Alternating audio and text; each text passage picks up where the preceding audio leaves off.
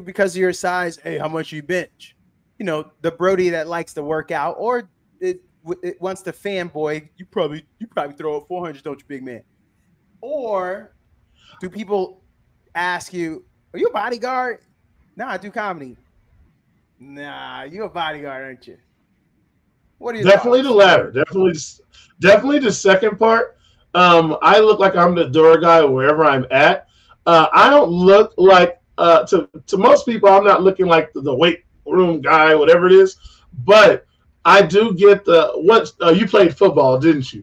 I get that sometimes, I know that. And I'm almost like racist. And I was like, nah. I did play football though. I did. It's like when they ask you, oh, you a black dude?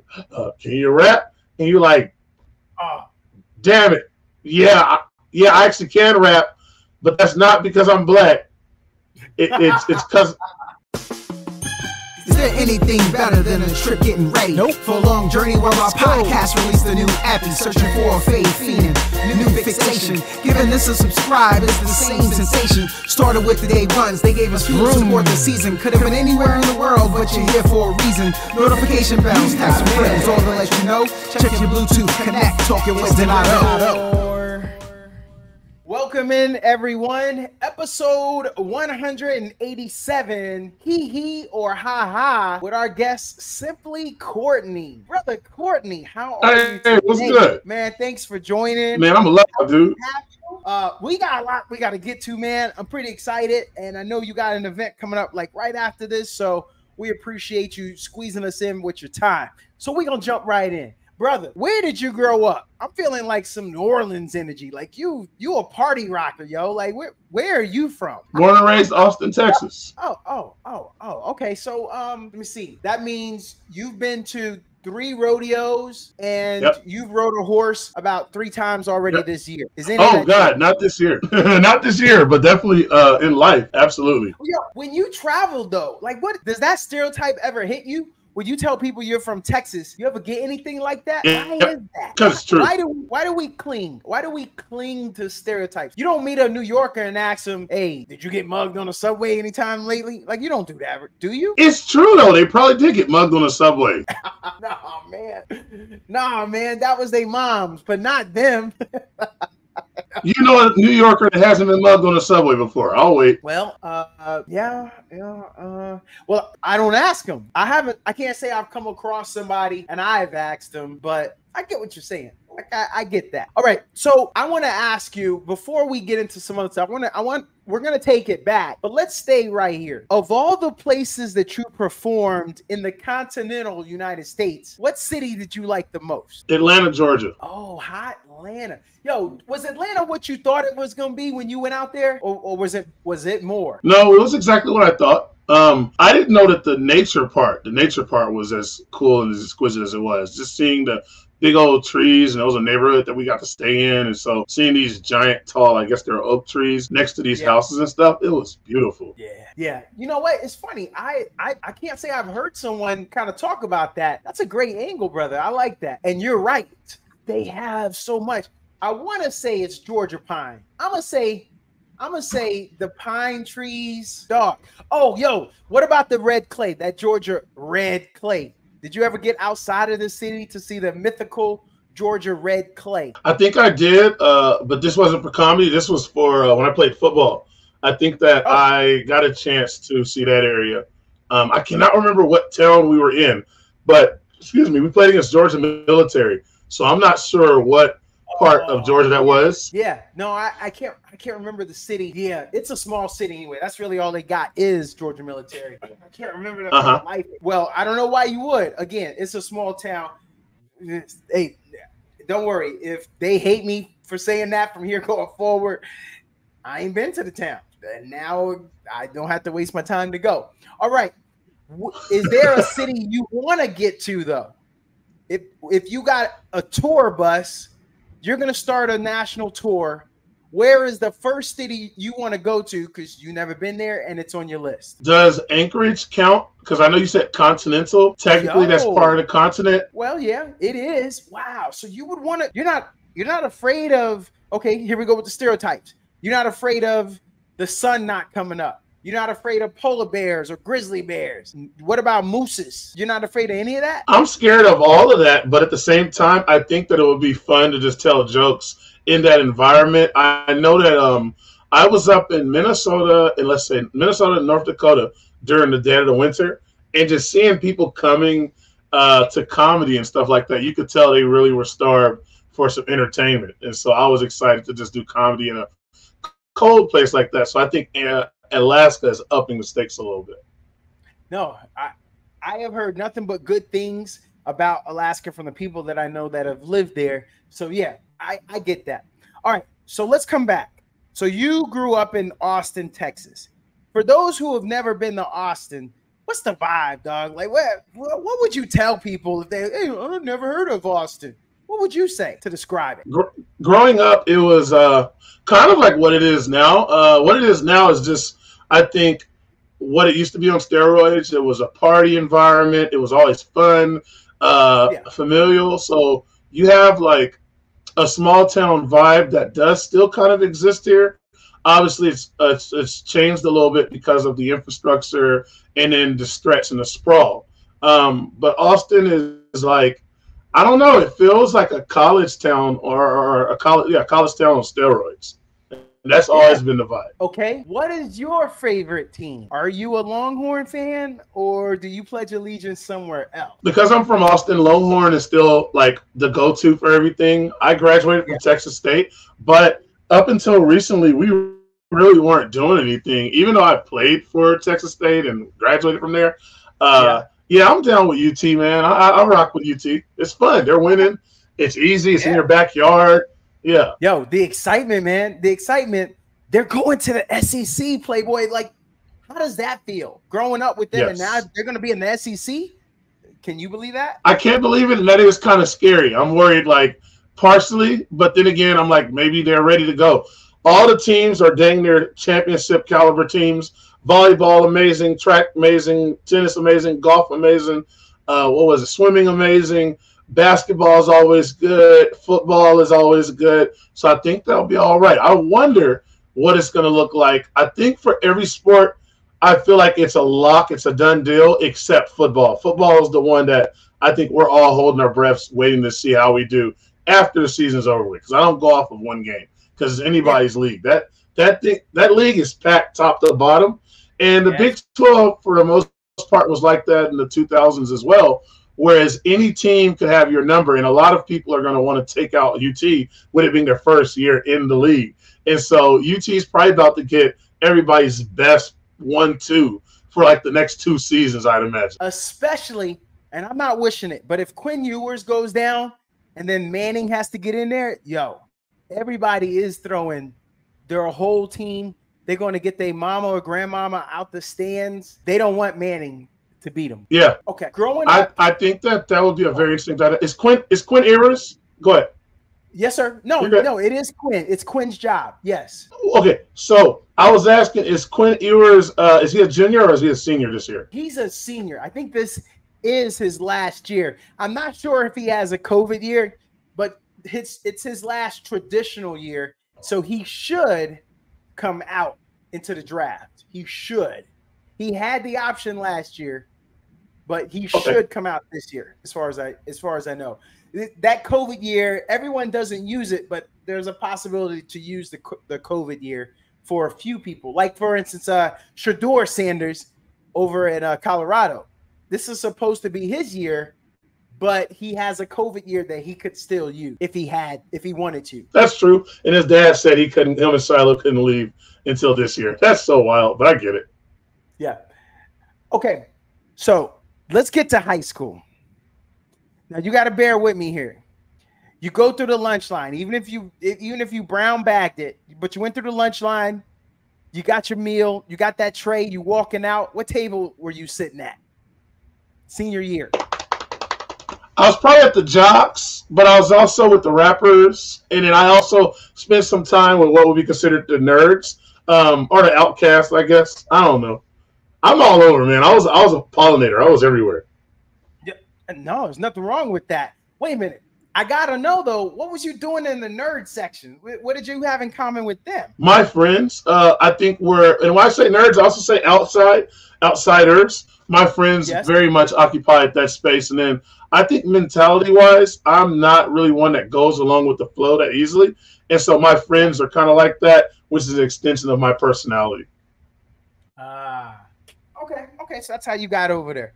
Did you get voted anything in school or almost voted? Did you miss it by a vote? Now, I don't want to go to, I know the easy one is class clown, but you know, I'm just kind of curious. How close were you to get voted anything? I don't think I was voted for anything in high school, dude. Oh, wait a minute. So when did you get this? When were you this humorous guy? Did this happen in college, after college? I mean, you're a comedian. When did that happen? I've always been a humorous person. I think that my humor and my who I am is probably something that was more served with my friends and close confidants. I don't know if I was ever really like the public humorist or whatever. I was comfortable in my own skin, but I don't think I was ever like just outwardly absurd to everybody. But with my friends, I absolutely was the goofball. But like, you know, I was disruptive in class. I think I had a stint in 6th grade in middle school where I was a little bit of a jerk. But after that, once I started playing sports, I didn't really do too much crazy stuff in like the grand scheme of things. And so the people that were in school with me that got voted for those things, those guys were the, you know, the goofballs, like that everybody knew was a goofball. But my friend group is probably the only group that knew that I was funny. When you get to the realization that you want to do comedy, set us up for that. When did that happen? Where were you? How did this happen? How does a person just roll over and say, yo, I want to start getting on stage? How did that happen? Was it a dare? No, in college, I felt the need and the urge to want to get up in front of the class. So we have those big old stadium classes where you have like, you know, almost 200, 300 people in the room. And I realized that as I was answering questions, like if I raised my hand, in that moment, everybody in that class would be quiet and they would listen to what I was saying. So because of that, I always felt like I wanted to do something with that. I didn't quite know what it was, but I remember one day, and keep in mind, I was married when I was in college, so that's a wild thing. I told my wife about like some stuff. I was like, man, I got this urge. I think I want to be in front of people to do something. And I mention it every now and then.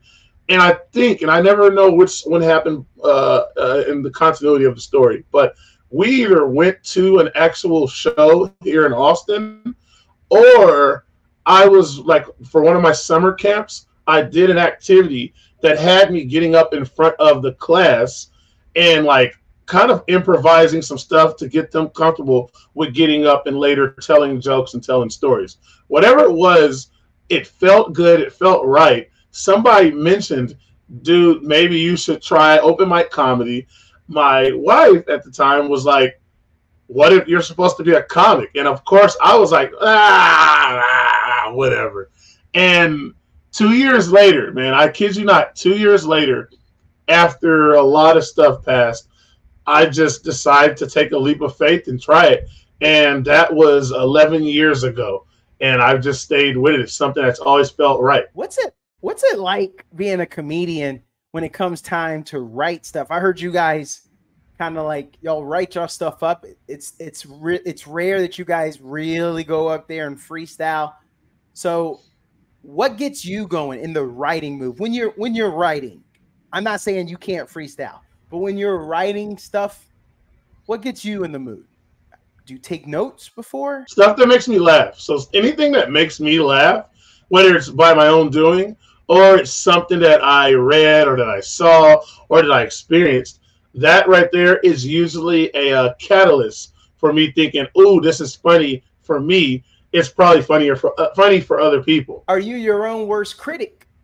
How hard are you on yourself when you're writing? Horribly bad. I think everything is funny when I first write it or think of it.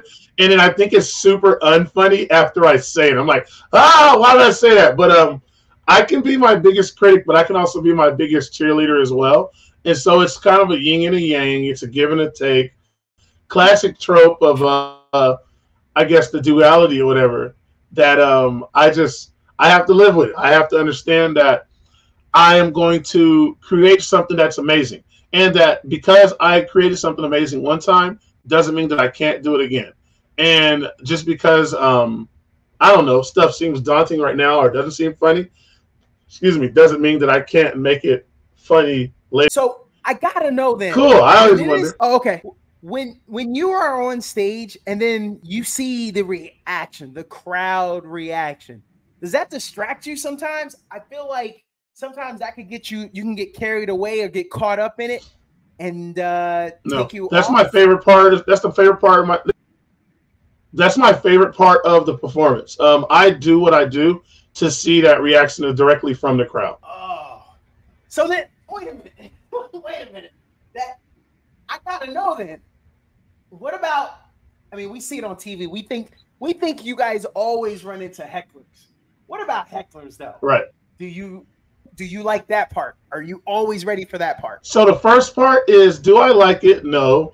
Am I always ready for it? Yes. Only because I don't know. I talk and I try to tell people I talk for a living.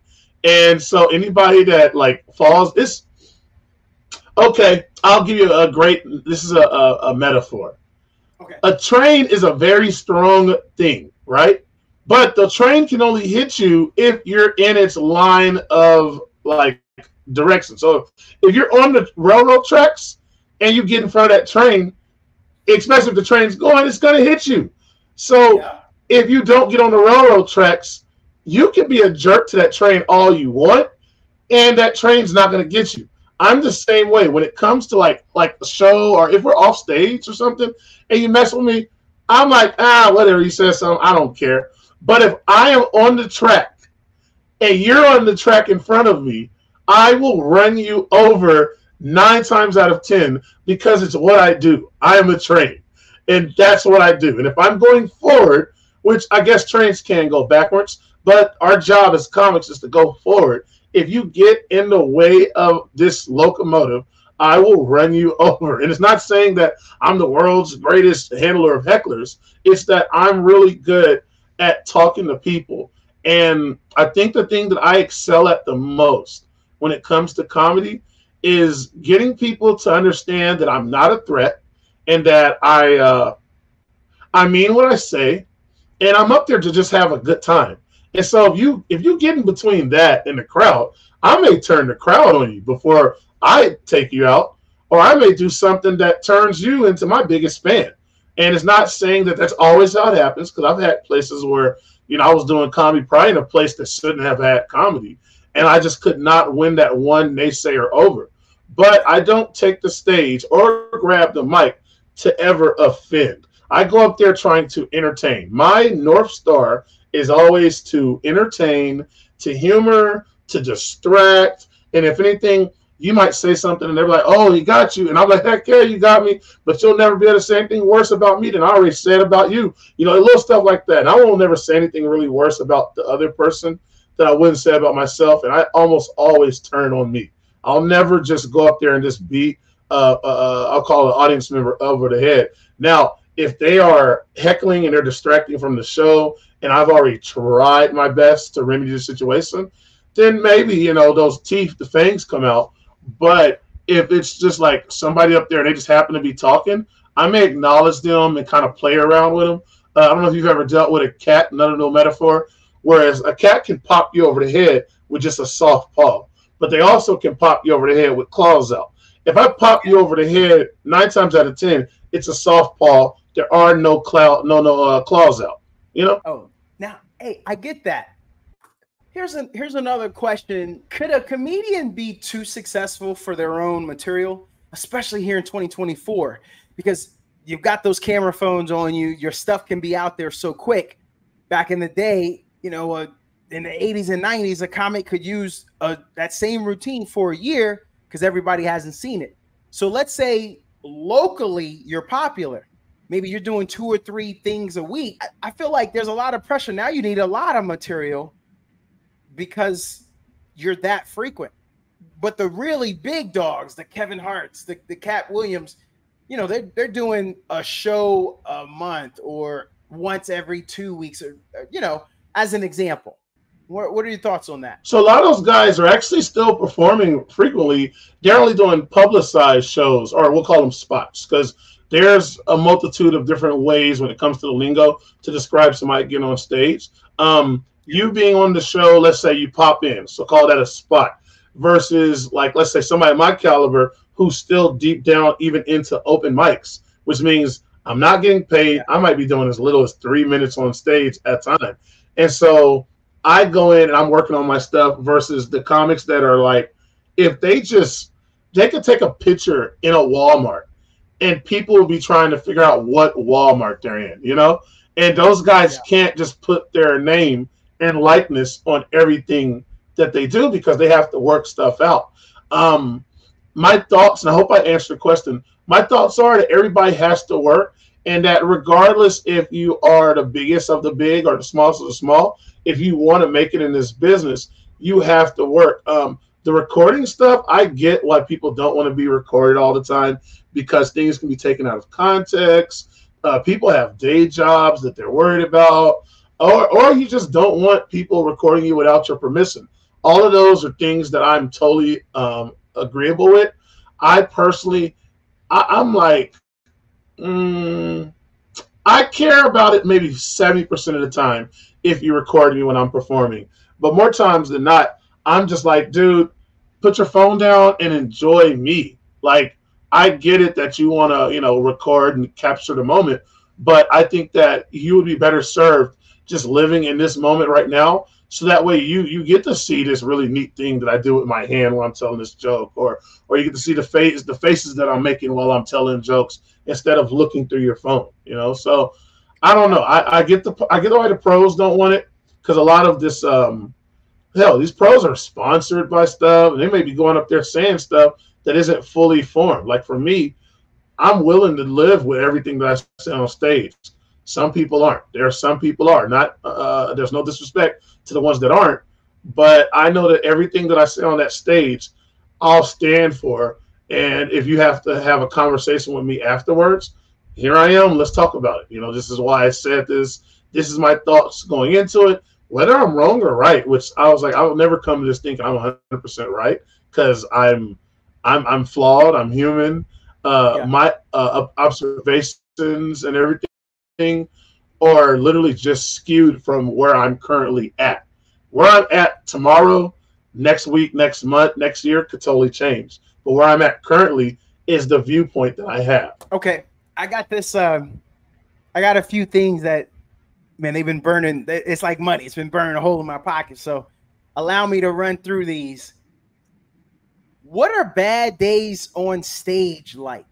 And maybe those were when you first started off. Maybe you're seasoned now and you could get out of it. But yo, we have bad days, man. I'm a good basketball player, but there's some days, man, I'm not hitting. I'm not hitting from outside. What are those days like? Jokes don't land. The jokes that you thought were going to land, they don't land the way you want them to. That's the level. There's levels to this. That's jokes that are new, not landing, that you thought would land.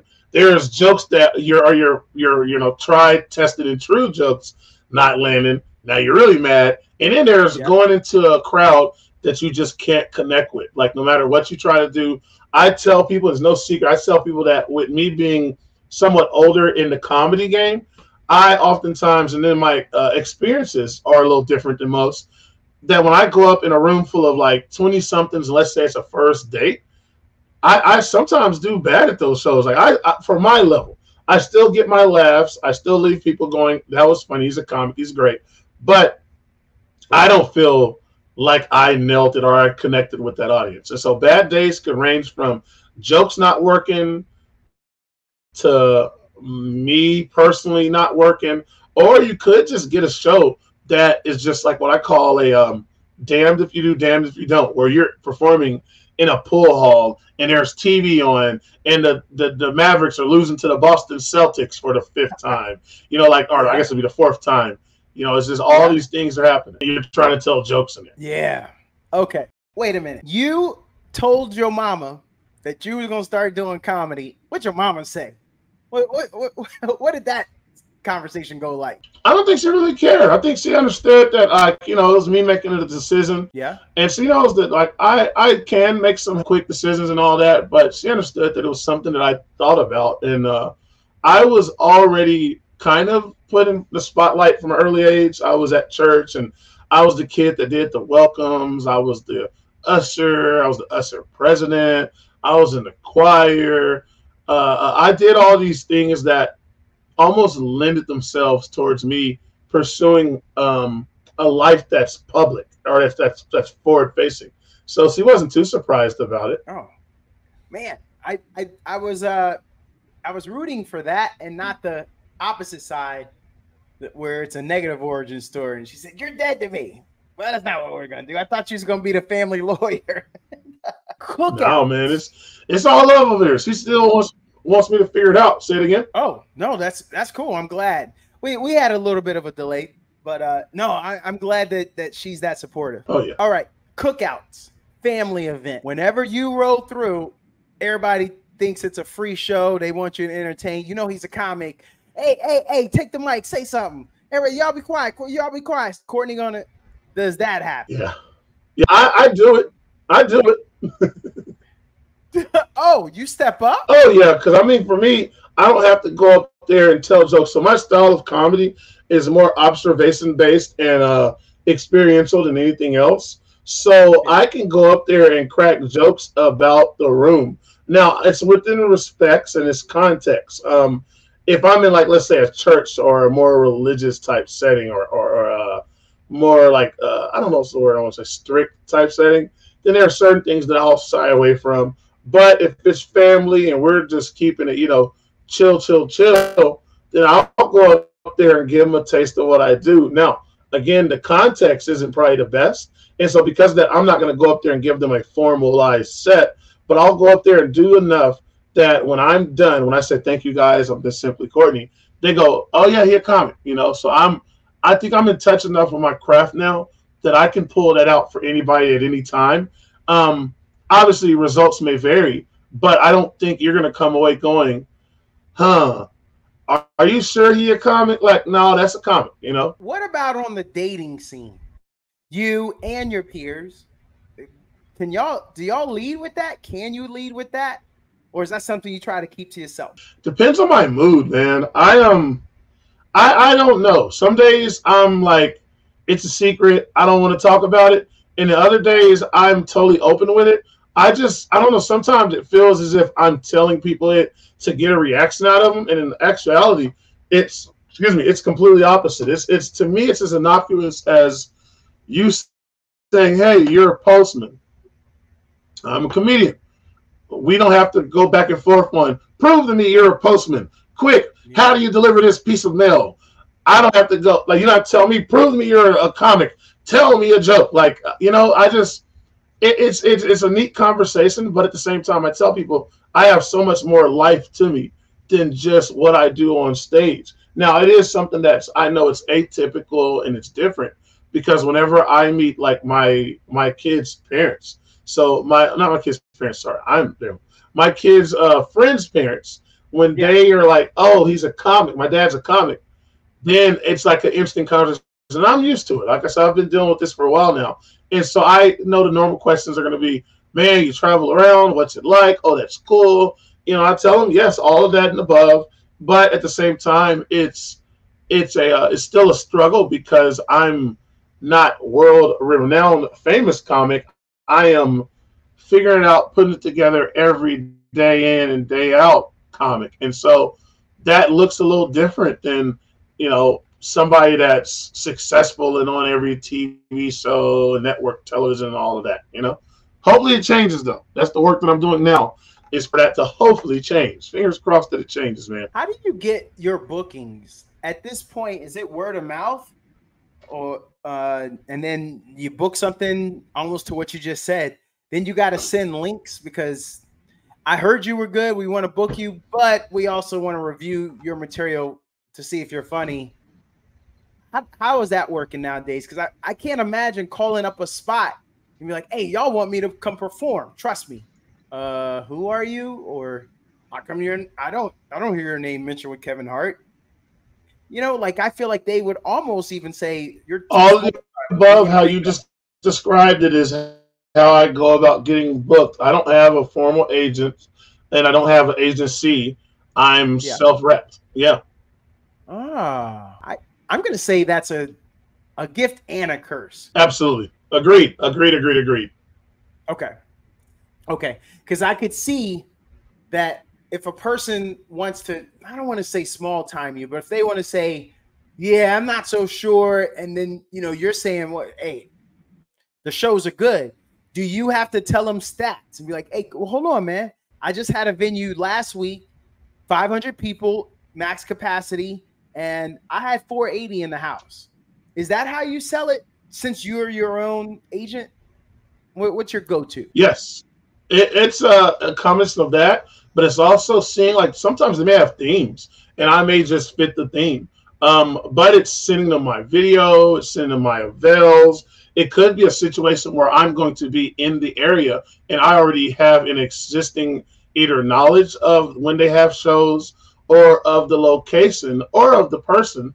And I'm like, hey, you're a producer in Dallas. I will be over in Fort Worth Friday. If you have a show on Saturday, I'd love to come do it. Or I'm going up to, I don't know, going a few states over. And so as I'm driving through your area, I can stop and do a show. Or on the flip side, as I'm driving back through your area, I can stop and do a show as well. And so it's just learning my schedule and being comfortable enough to reach out and then just ultimately putting it in their hands. But also being not necessarily firm, but being, I would say, consistent and persistent. Consistent meaning, hey, they'll be like, okay, call me back or reach out to me Friday, the week before you come up here. And I have it written down on my calendar to reach back out Friday before I come out there. That's me being consistent. Me being persistent in this case would be, okay, I know that there are 5 clubs out there. Let me reach out to all 5 clubs in the next few weeks or whatever to do that. Then the next year, I come back and I'm like, this is an annual trip. I do it again, and they're like, oh, man, this guy always comes through this town or this city in this time, and he always reaches out. And then on top of that, when we're talking about being, I guess, more consistency versus persistency, I have to deliver. When I go and I perform, whether they give me 5 minutes on stage or they give me 15 minutes or they give me a whole hour, I have to make sure that I deliver, because I tell people I don't care about getting there the first time. I want to get there the first time, but I ultimately want to be re-invited back. And that's the thing that I feel like I'm consistent with, is that I go and I perform, and then I'm able to come back. I'm able to come back and come back again. And if I have a snafu, like I talked about those shows that I did down south, where my online shows got in the way of my in-person shows, then it happens. And that's par for the course. At the end of the day, I came in to do a job. I still did the job. Maybe I was late, or maybe I was I didn't get to come and just hang out with you before the show. I just showed up when it was time for me to get on stage. It is what it is. At the end of the day, I came and I did the job. The audience knew I was funny. The audience knew I was present. You knew I was funny. You knew I was present. I did what you asked for. Okay. Random fact about Simply Courtney. Go. What's something that we wouldn't know, but you would want to share? Like, every night, do you sit and practice your bass guitar? Or do you secretly go to Comic-Cons and you cosplay, but none of us know that? What's a random fact? I love things that make me feel really small. Oh, so if you got a friend that's got a 4x4 truck that's lifted, you're trying to drive that as much as possible, like that kind of stuff, or you like visiting skyscrapers? Bigger. Wait, so when you get to the airport, you're geeking out over the size of a 777? Bingo. Yes. Anything like that. The tires, the wings, the windows, just the scale of how big the tarmac is, the side. The Denver airport, ginormous, and all these things. Chicago, I think. Where did I fly into? I didn't fly into O'Hare. Where did I fly into? Well, I know if you flew into Atlanta, I bet that one got you. We drove in. We didn't even get a chance to see that one. Oh, okay. Yeah. Both times we were driving, I didn't get a chance to see it. I heard. Trees are a big thing. Animals that are really big. Nature, like so mountain ranges and hilly valleys and all of that. You name it, stuff like that. I have an affinity for. The thing that I probably geek on the most right now is it's funny you said trucks. So there's this earth mover. It's like I call it a giant Tonka truck, and they use them in like usually in mining operations. I love those things. Every once in a while, we don't ever really get to see the really big ones here, but we do have a few quarries, and you get to see like the next level ones. But anytime those things are on TV, or if I'm like on a YouTube video and I see that, I'm just like my 8-year-old comes out like that.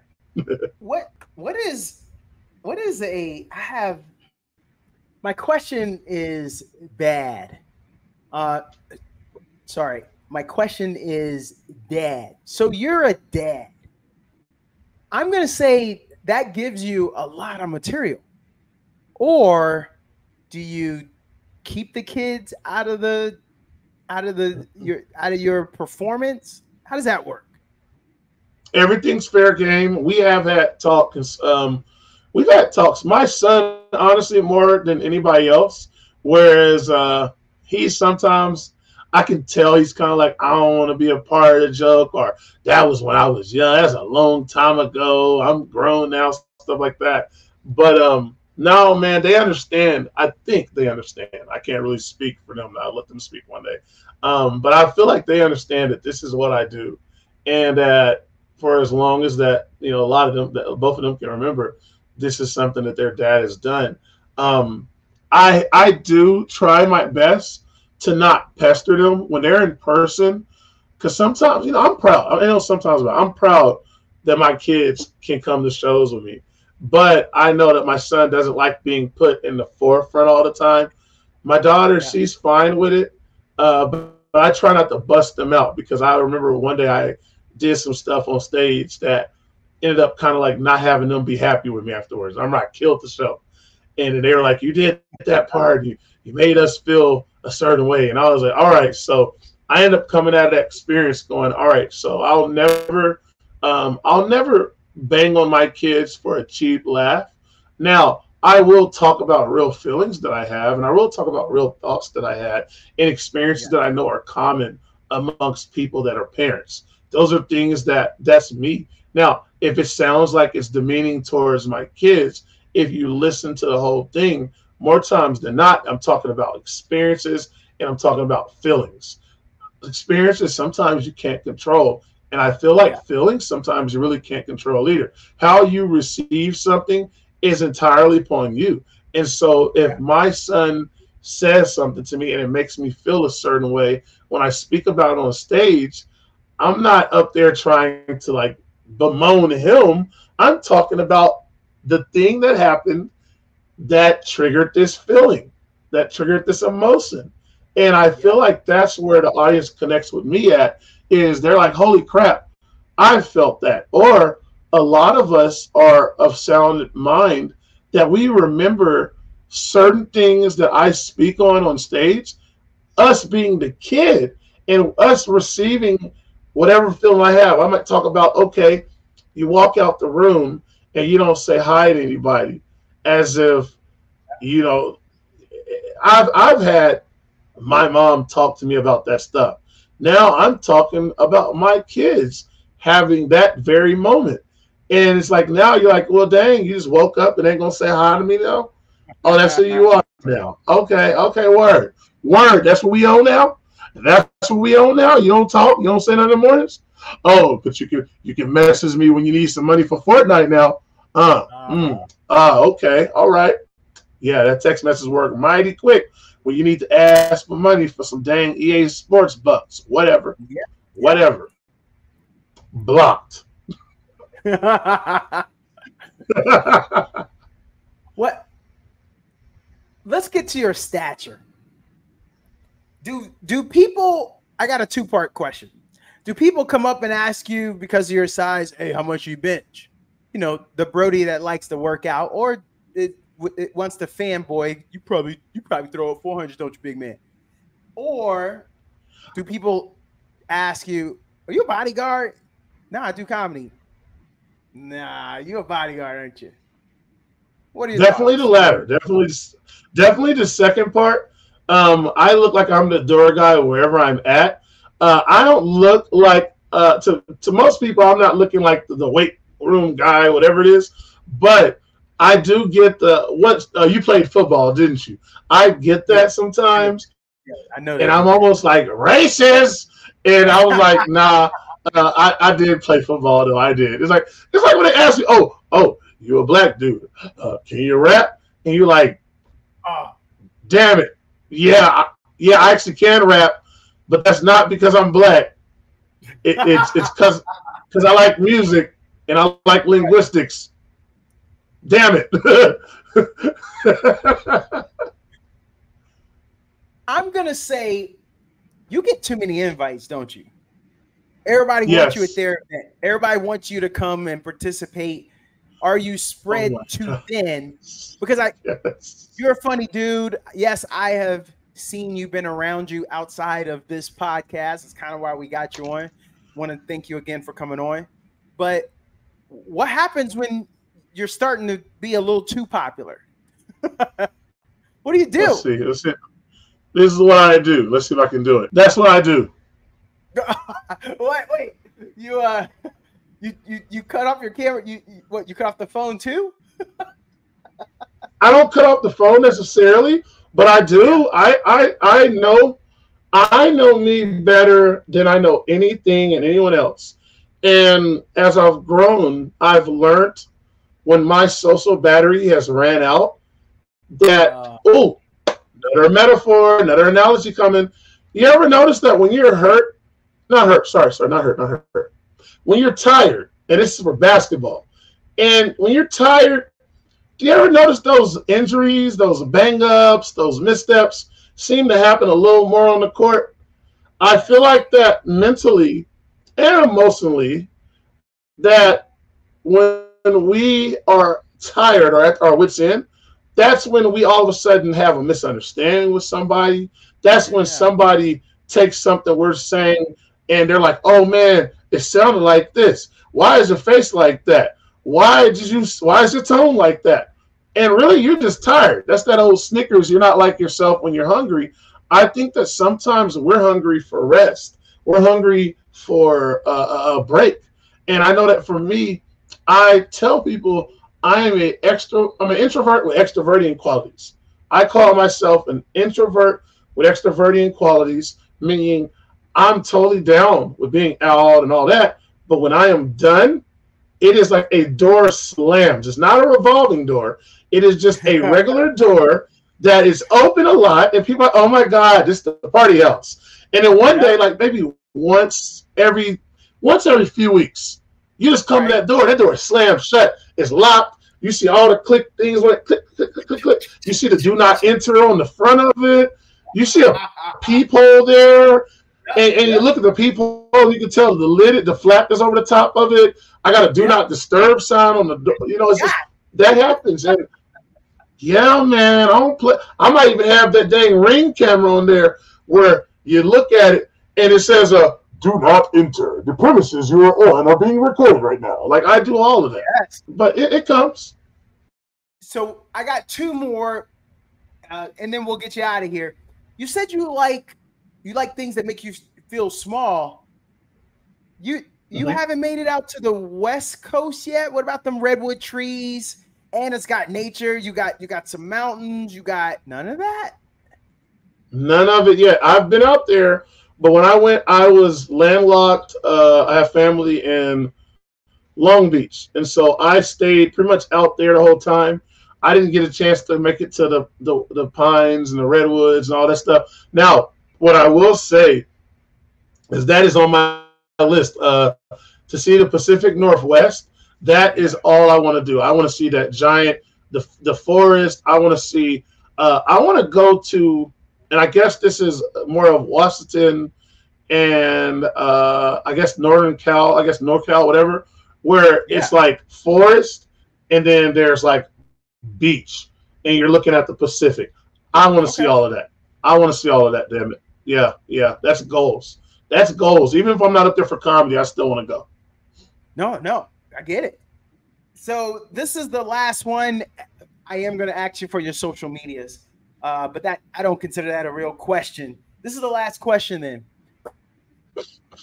There has to be then, like on your profile, when you talk to people, I'm getting a lot of earthy, a lot of outdoors, adventurous. You seem like you're one with nature. You're interested in nature. Would that be correct? I think so. My degree's in recreation administration, and a good deal of that is outdoor stuff. It's not something that I always knew about myself. I guess the big stuff I always knew about, but outdoors and stuff like that only kind of became something that was a big deal to me. Probably during the what do we call the Great Shutdown? I don't want to get you messed up. The Great Shutdown of 2020. Yeah. The smash mimic, you know. I was driving around. I got you, man. I'm trying to keep you eligible.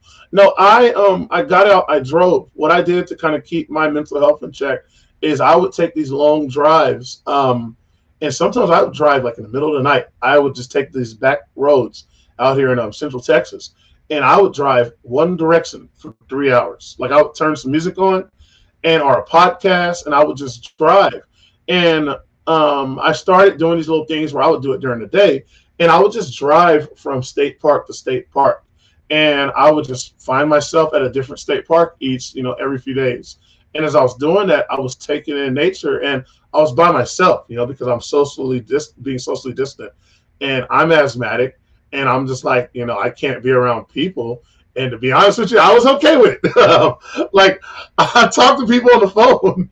I was fine talking to people on the phone like this, but I enjoyed my solitude. And so I remember when I was going out there and I was seeing stuff, and I was like, this is dope. And are you ready for this? This is a random fact. I flirted with, and I didn't like apply or anything, but I briefly considered being a forest ranger. I considered being a park service ranger during that time period because I really had an affinity for that lifestyle and just for all that was going on. And I was just like, yo, I'm down with, like I still want my kids to be around. And I was like, this would be cool for them to come and take a break and be out here and let's learn about some stuff. And so, that wasn't something that was beyond the realm of possibility for a while. I've kind of put that on the bed as of late, but there was some time that I thought about, man, I could go be a forest ranger or something like that. Yeah, that's cool. It's cool. So for those who are just listening, I see that you got your IG at I am Simply Courtney. What do you like to be on? What outlets are you on? But what's your preferred? Instagram is I think the one that I probably do the most work on. TikTok is the one that I probably waste the most time on because TikTok got everything. The algorithm is cracking. I think YouTube is probably the thing that I think is that healthy medium for me because it's entertainment, but it's also educational as well. And also I love the comment section on YouTube because you get the kind of like you see something and you're like, did I just see that? And you go to the comment section and it's like one other person saw it too. And you get to like kind of, I don't know, you feel a oneness with them. And I feel like I think those are probably my big three. I know YouTube probably doesn't get referred to as social media, but I think it's very social in a stance that like, I don't know, man, like as soon as something happens and you want to see the longer version of it, you may start off in X, I think is what it's called now, or you may start off on TikTok, or you may start off on Instagram, or even Facebook, but you eventually find yourself on YouTube looking at the behind the scenes, the story, whatever. And so, I think it's probably TikTok, Instagram, and YouTube. Facebook exists because I guess you have to do it. I think it's a law now. You have to have a Facebook to be an adult. I think so. Even if you don't use it, I'm just like, it's so pointless at this point. But somebody likes it. I post stuff every now and then there. Grandmas like it. That part. Simply Courtney, this was awesome, my man. Is there anything that you would like to put out that maybe we didn't cover? We're trying to get you out on time. We love it. This doesn't mean we're not going to invite you back. But anything that you wanted to drop before we wrap? Check out my album, All You Talk About. It's a stand-up comedy album that is based around my experiences driving rideshare here in Austin and a few other places for 8+ years. It's stories, it's stand-up, it's foolishness, but it also has some heart to it. So I think if you're looking to listen to something for about an hour, you don't have to listen to it all. It's in chapters, obviously. Go on anything that's streaming and look up All You Talk About. That's my first album. This is a decade in the making. And most people don't do a themed album for their first comedy album. They usually just take like a best of all of the jokes that they've done. And not that I was purposely trying to be different or anything like that. It was just my spirit and my soul that spoke to me and it said, hey, why don't you talk about the thing that's been kind of at the forefront? Your kids are your forefront, obviously. Comedy's the forefront. But this thing has kind of been going, parallel this entire time. And also those jokes were jokes that I've been telling for a long time. So it's not the most polished thing in the world, but it's definitely not a freaking open mic set. And it's not something that I'm not proud of. I'm absolutely proud of the work I did. The video's not done yet because life happens and it takes a while to edit stuff. But the album itself, the audio album, is out on everything from Apple Music to Spotify to YouTube and all the other streaming places too. So look up All You Talk About by Symply Courtney. That's me. And yeah, man, that's it, dude. If you're in Austin, come check out some comedy shows. You can follow me at I Am Symply Courtney for my shows, but I also produce shows under the moniker Symply Haha. That's my company, and we produce shows, and we also support entertainment endeavors as well. So that's pretty much it for me. Thanks again for joining us, man. I had a lot of fun, and have a great rest of the day. Hey.